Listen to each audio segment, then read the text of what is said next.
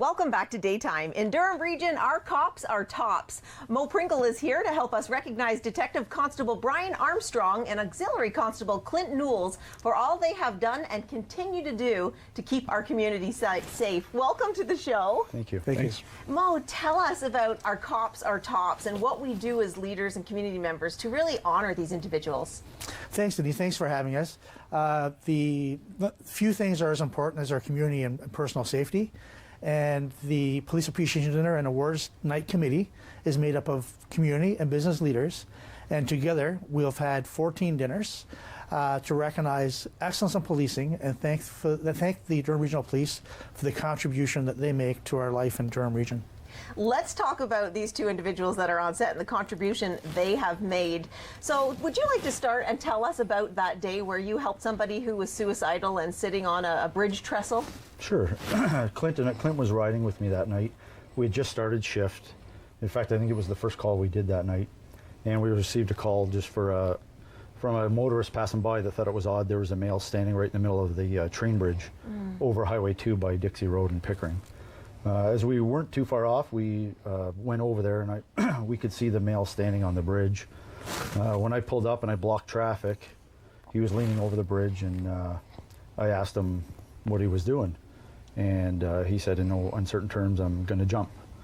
So I made my way up with his permission, I made my way up onto the bridge, and before I could even start conversing with him to try and start building a rapport, I looked down past him and I could see the big spotlight of the train coming around the corner, which was not too far around past the bridge. Wow. And at one point, you actually risked your life and jumped on him. So you put yourself in physical danger. Yeah, when I seen the light coming around the corner, it didn't really give me a whole lot of time to think. Yeah. There wasn't really a whole lot of options at that point. I just made a split-second decision to run down the bridge and pull him off of the tracks and pin him down onto the walkway as the train was approaching. And I tried to hold him down on this little metal grate walkway. And seeing it was a big freight train, and I know how long freight trains can be, it wasn't a real good spot to be in. Yeah. There's a drop on our left side if you went through the open railing of the trestle bridge, and a foot and a half to our right was this freight train whizzing by. So I started to drag him off the walkway, and that's when Clint came and really gave me two helping hands, helped me drag him off that bridge. So Clint, what was that like for you? You've been an auxiliary police officer now for 9 years, volunteering your time.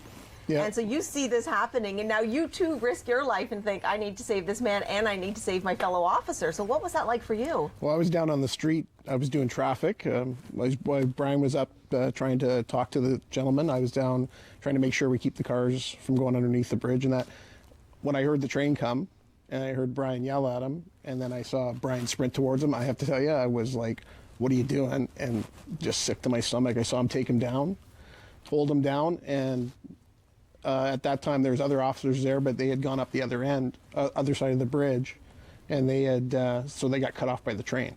Wow. So I said, well, I got to go up. So went up the embankment, got on the bridge, got in behind Brian, and put my hand on his back, and we pulled together to get this guy off the bridge. Like, this is the guy that did the job. And you're both here today, thankfully. And as I say, this is what you do day in and day out.